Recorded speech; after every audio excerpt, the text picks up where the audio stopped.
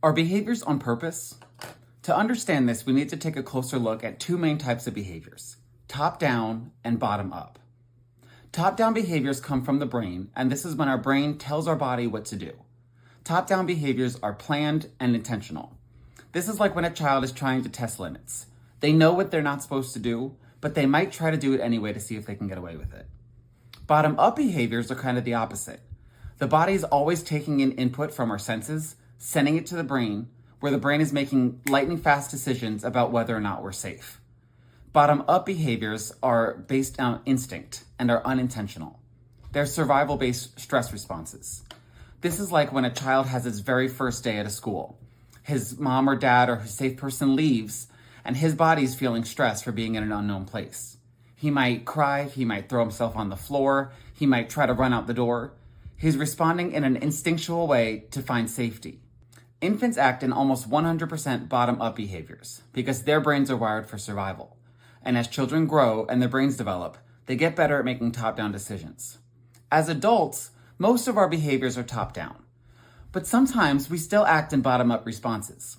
An example of this is your reflexes. When you touch a hot pan and you pull your hand away, you don't have the conscious thought of, oh, that's hot, I'm going to pull my hand.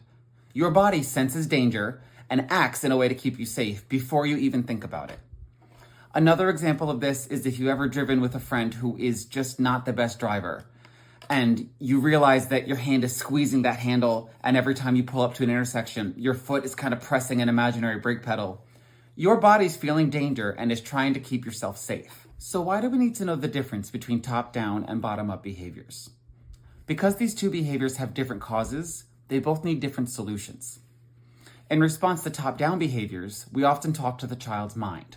We teach, we explain, we give rewards and consequences, but not all behaviors are top-down. And in most of our challenging behavior with our 2, 3, and 4-year-olds, it's bottom-up. Responses that talk to the child's mind won't work if the behavior is not coming from the child's mind. So what do we do when a child is having a bottom-up behavior? Before we can teach or do anything, we have to make sure the child feels safe in his body. And we do that through co-regulation, which is the topic of next week's video. If you want to learn more about this topic, I'd be happy to come out to your classroom, or you can look in the description where I've included a short read and a podcast episode that talks more about these types of behaviors. Two important things to remember. Kids do well when they can, and when they can't, it's our job to be curious and find out why. And as we learn new things, the goal is reflection, not perfection.